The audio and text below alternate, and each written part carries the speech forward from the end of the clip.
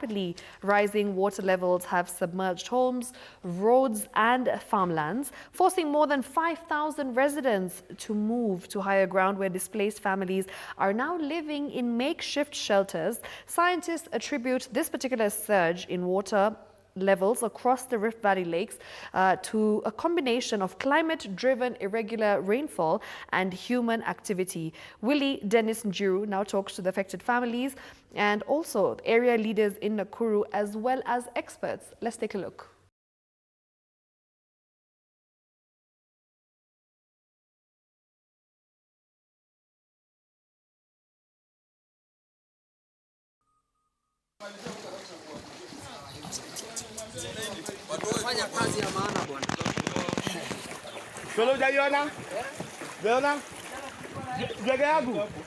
Time is fast ticking, and as you can see, we are headed south to those homes, to those residents who have been submerged in water and they cannot do anything, and the county is here to ensure that they are safe and they are secure. So we head south. Mass movements of people and possessions. By day and night, confusion reigns. Desperation and emotion define Kihoto Estate as the waters of Lake Naivasha keep rising, displacing families at an alarming rate of nearly 10 meters per day over the past 2 months. Here, hope is dawning fast. Mkasa huu ni mara ya tatu inatupata kuanzia 2020. This time haijaifika hapa, ni mara ya kwanza. Tunashangaa ni aje, but if there's a way the government could pop in kusaidia kidogo, tunaweza furahia sana. Sema tu kweli, hii maji ni kama ilikuja ghafla tu, kutarajia kama itafika kama mahali hapa ambapo iko. Kwa sasa hii tunahangaika, kama mimi na familia nashindwa vile nitafanya, nitawapeleka upande gani, sina otherwise, mimi ni mtu wa vibarua. Hapa Naivasha tumevamiwa na maji Kyoto. Swali langu ni, our president, unaona hii women rape, senator, governor, where are you, our MCA? Lake sasa hii ni mambo ya natural calamity. Hii kama inatokea huko mambo ya rising weather condition. Si hata Lake Baringo iko hivi tu. Hivi Lake Nakuru. Kwa hivyo inaonyesha hii haita tena. Haitaenda sana hata kama inarudi. Climate change is a major one. We have rising water levels now, destroying the infrastructure in the Great Rift Valley lakes. We're trying to investigate that, and together with pollution and all these other issues, is a major challenge. Most residents here come from humble backgrounds, casual laborers in flower farms and small traders, struggling to make ends meet, only to come home one evening to find their houses swallowed by the lake. For the last 1.5 weeks, the levels have been rising with an alarming rate. And this has really affected many people. From the county government, we have been able to evacuate people from Sunday. We have been given lorries that are offering free transport. Mimi si ati nikukataa, ninakataa kuhama. Kama ningekuwa na pesa ningehama, but sai ni mwisho, but hatujapewa pesa. Families rush to save what they can, furnitures, utensils, and their children, while others are trying to move their small businesses to higher grounds. They say nature has struck without warning. We are calling Kenyan for Kenyans to come and assist, whether you are a relative, whether you are a friend, the business community, and we call upon the relatives also to be able to accommodate their people, even for 1 month or so by the time they plant themselves, because this is a disaster and it comes when it's least expected. Most of the people don't have resources to move. Those moving to safer estates complain of rising rent and harsh conditions imposed by landlords before signing new leases. Wakaaji wa Kyoto wako na shida ya kutafuta nyumba. Ukienda hizo sehemu za juu, unakuta kwamba kama bed sitter tulikuwa tumezoea 6,000, na kwa saa hii tunakuta kwamba bed sitter ndio uingie wanataka 30,000, ambapo unakuta kwamba ni 15 rent na 15 deposit. Hizi unaenda kwa manyumba unaambiwa deposit. Hiyo deposit maybe uko na shilingi 1,500 unajiweza kulipa hata kama ni nyumba ya mabati. uweze kujiokoa hata wewe mwenyewe ama watoto waweze kukaa mahali pa kusave at least, lakini hauna lingine, unaambiwa utoe deposit. Hiyo deposit maybe hauna. Deposit 10,000. Hiyo pesa yote mimi ninatoa wapi? Na mimi ninalipwa, mimi ni mtu wa maua, mimi ninalipwa 10,000. Sijapata pesa ya transport. We request that they become a little bit kind. It is really stressful. We would wish that they join others. There are even those that are having empty houses and they are willing to give them to people who are stuck. So we would wish that all the landlords, they come together. We stand together so that we can be able to help people. Others have chosen to stay, keeping vigil despite the heavy rains and worsening weather conditions. For the last 1 week, the rate at which it has happened is very high, and people went into panic, and the cry reached the Department of Disaster Management and Maintenance Assistant of Nakuru County. Very, very desperate situation. It cannot even be a county issue. This needs to be the national government issue. But the recommendation of the committee that time was that they be given alternative land because they hold titles for that land ambayo imezama kwa maji sasa. So there is a report in Parliament. I'm going to look for it so that it is implemented.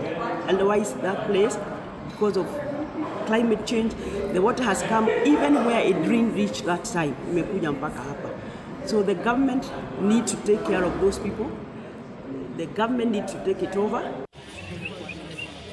Ironically, even with water all around, there is no clean water for cooking or washing. The shallow water table has made wells unstable and sanitation almost impossible. Nyumba nyingi ziko kwa maji, na hii maji hata zaidi imechanganyana na choo na sewage. Ile choo imetoka chini, imeunganishwa na kisima, na hii maji ndio tunakanyaga tena. Kwanza shida ni choo. Mtu palipo ili ujisaidie. Choi maji iko hivi. Kisima usijua shimo iko wapi ama wapi. Kama mimi watoto nawaambia waweze kujisaidia kwenye besheni, niweze kumwaga masaa ikifika juu, sina otherwise. Health risks are growing by day. Malaria, cholera, typhoid, pneumonia and bilharzia as flooded latrines and stagnant pools turn into disease hotspots. Looking at the situation the way it is very easy to have outbreak of disease because most of the latrines are all flooded with water. They have mixed. You can see the water levels is above the vizima ambazo zimechimbwa huku, the toilets, so the toilet water and the holes that people use for water for cleaning, it has all mixed. And you can see even the color. Locals now call for this to be treated as a national disaster, just like recent Mai Mahiu floods, urging the government intervention and humanitarian aid. Time yenye Mai Mahiu watu walikuwa wanakufa, we saw you, na mlikuwa mnafika huko hivyo on time. Do you need us? We died so that you come here. Kama ni kukufa, mungekuwa hapa hivi mkikuja kuonyesha sympathy. Why don't you help people who need help? On other parts of Kihoto Estate, this is the current situation. Actually, the water levels has really gone up, and as you can see behind me is Gospel Revival Center, already submerged in water, and just behind me is just 2 plots shy from the pre-colonial back, which is just here. Designated as Lakes a safe buffer zone. Kuna wazee wetu wa nyumba 10 walienda kwa DC. Walienda wakaambiwa sisi ndio tulipata huko, tulipata maji, tulipata lake. Kwa hivyo hao hawana solution wanaweza tusaidia naye. Kwa hivyo ile kitu tunauliza, barabara imejengwa. Barabara ya lami imeteremka mpaka lake. Street light ziko. Stima wameweka Kenya Power. Tunauliza kwani walikuwa wanatupea title, wanaweka barabara, wanaweka street light iko huku ni kwa maji, tumeenda ni lake. The county government has dispatched 5 trucks to help relocate residents, but the demand far outweighs the available support. I can't say 100%, but we have really trying to ensure that we move people to safe areas. Most of them have looked for houses, and most of them are not able. What I call upon is the well-wishers at this moment. Transporters like Zach Munene say this is their business season, yet making several trips daily to ferry displaced families to safer towns as far as Gilgil, nearly 30 kilometers away. Siku ya leo nimehamisha watu karibu 4 5 ambapo wameteseka sana, na tunatoka hapa, wengine tunapeleka Gilgil, wengine Kayole, wengine Kalakta. Hata saa hizi ninataka kuchukua zingine nipeleke site, na bado nikitoka hiyo nitachukua ingine nipeleke Gilgil.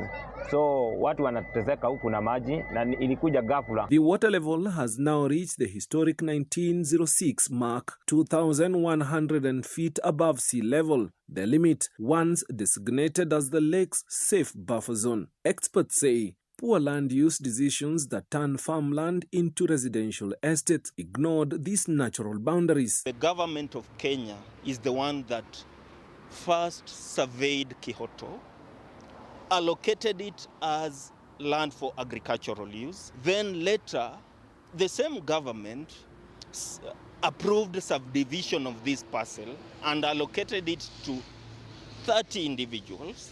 Cleanly, the same government approved the use of Kihoto from agricultural land to residential and mixed use. It is the same government that provided infrastructure, supporting infrastructure within Kihoto, the road, the water supply. The leadership in this government and other previous governments cannot come and play innocent and blame the community of Kihoto.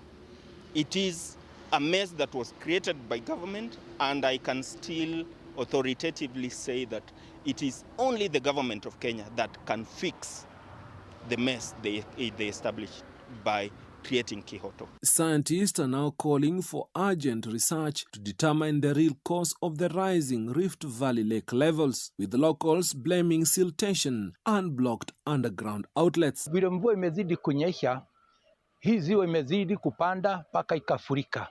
Kwa hiyo ni kusema ya kwamba inabeba kila aina uchafu na inaleta baharini. Kwa hivyo kule chini ambapo maji huwa kuna outlet,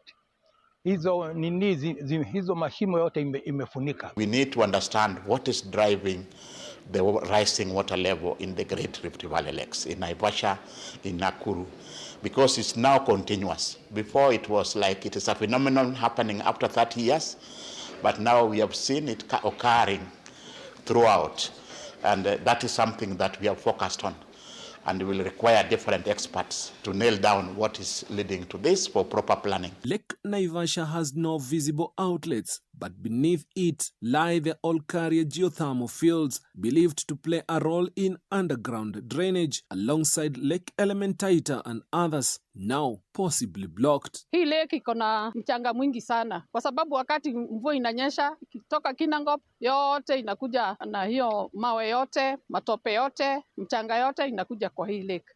Number 3, hii lake haina outlet ilifungika. So hii maji yote ndio unaona saa hii imekuja hapa Kihoto. Previously, a papyrus fringe and acacia woodland acted as the lake's natural buffer. Today, only a handful of papyrus patches remain along the Malewa River, allowing silt to flow directly into the lake. Maisha yangu yote nimeishi kutegemea hapa. Na venye maji imekuja, wacha tuseme tu ni mipango ya Mungu, si wanadamu. Ingekuwa ni si binadamu, angalau tungesema juu imekuja, wacha tuiondoe. Hii mtaa venye unaona imekuja hapa, imeharibu vitu vingi sana. Na ukiangalia yenyewe watu wamehama, baadhi mamia watu wametoka. Mimi naona hii kwamba ni negligence ya State Department ambayo inahusika na maeneo ya maji. Manake hii lake imekuwa ikiingia mchanga mpaka ikajaa mpaka bahali ambapo tupo. Sasa tunataka kusema hivi, mumeneglect mpaka watu wakakutwa na maji. Mfanye mpango, gavana wa hapa akuje. Hii ni national disaster. Tunauliza viongozi wote ambao wanahusika na maeneo hii, na hasa mpaka president ajue hawa watu wameishi hapa na anajua hii eneo kwa sababu mara nyingi sana amekuja hapa kuomba kura. The rising waters threaten aquatic life, with fingerlings losing their shallow breeding zones and hippos increasingly clashing with humans. Hii maji inakuja huku ina filter, inakuja huku inakuja kutapakaa kwetu, na hakuna direction iko. Pesa ya madam zililetwa huku na wananchi wanashindwa evacuatiwa huku na maji. Hii wanyama wametoka kwa maji, viboko saizi iko nje ya gate. Serikali woi, Kiboko pia inatoka huko. Sisi wananchi lazima sasa tungoje viboko ipite ndio wananchi wapite. Serikali tafadhali. Landlords now admit settling here was a mistake, calling on the national government to relocate residents permanently. Hii serikali isaidie watu. Kama ni mambo ya replacement, wajue. Kama ni mambo ya kuchukua plots, watajua vile watafanya. Lakini walisetu. Meanwhile, security agencies have increased patrols to ensure safety amid the growing humanitarian crisis. 3/4 of this area is covered by water. So the only place that is remaining is maybe a quarter. We can cordon, but we need support from security team also. Because you see people are living there, they have their property there. And then you have even people who are coming to steal, to break the doors, to break the windows and take the metal things that is there. So that is why I'm saying we need a multi-sector approach. This is the third major flooding event since 2022, but by far the worst. Experts say the heavy flows from the Malewa and Karate rivers, combined with continuous rains, have pushed the lake beyond its limits. How long the waters keep rising, no one knows. Since 2020, the water levels of Lake Naivasha have been going up immensely. But the case has been different for the past 60 days, where the water levels here have soared immensely by around 8 meters each day.